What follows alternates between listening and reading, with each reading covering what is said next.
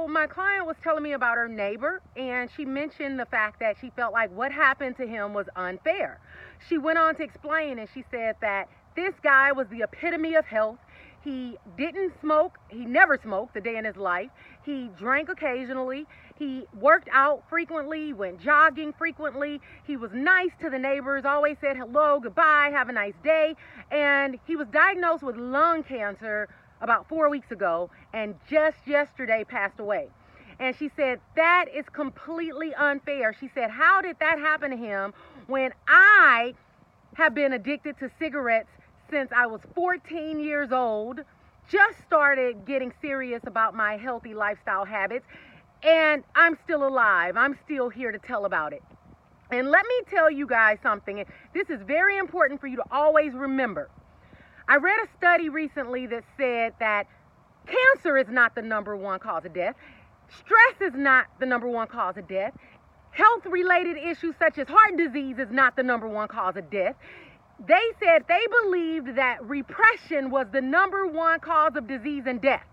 And I'm going to tell you guys why I wholeheartedly agree with that statement. Here's the deal. When you have heart issues, there are physical signs and symptoms that let you know that you're in trouble.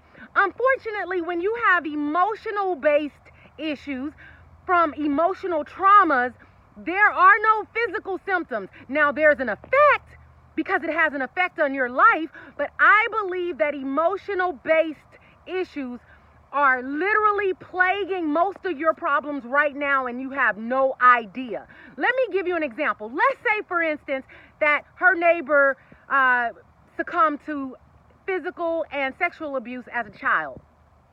As a child, you do not know how to process that.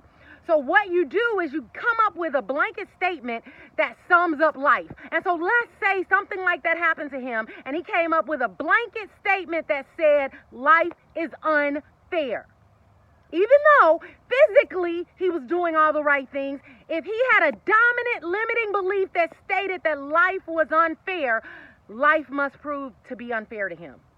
Something must happen in his life that proves that life is unfair, where now other people are in agreement with that, and they're also saying life is unfair. I actually believe that those limited beliefs, those limited emotions, or those emotions that are gone unmet because they're repressed and you never release them, you never reveal them and release them, I actually believe that they are the biggest cause of marital problems, the biggest cause of disease and death, the biggest cause of your own personal torment every day. Because here's the deal.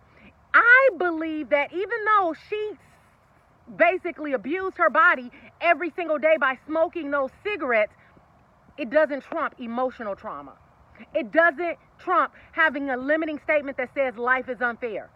Because that dominant belief has to prove itself to be right in your world, since that is a law that you made for yourself. So ask yourself, what limiting beliefs are you believing right now that are no longer serving you? Some of the popular ones are life is unfair, I'm not good enough, I'm not worthy, love does not last, people will eventually leave you.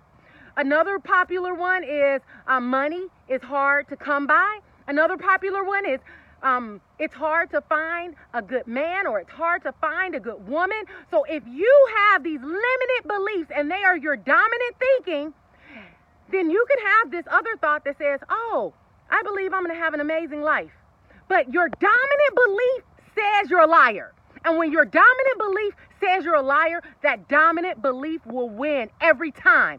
That's the type of work I do when I do synergistic kinesiology with muscle testing. I actually go in and I find out what their limited belief is that they're holding in their energetic system, and I help them to reveal it and to release it so that never again in life will they succumb to that negative, toxic, limiting belief that is here to destroy you. It will sabotage relationships, it will sabotage your own personal thinking, and it will sabotage your health and your life. Until next time, R3 for life. Reverse, retrain, rebuild your body and mind with joy. The Detox Coach. No nonsense around these parts, baby. No nonsense.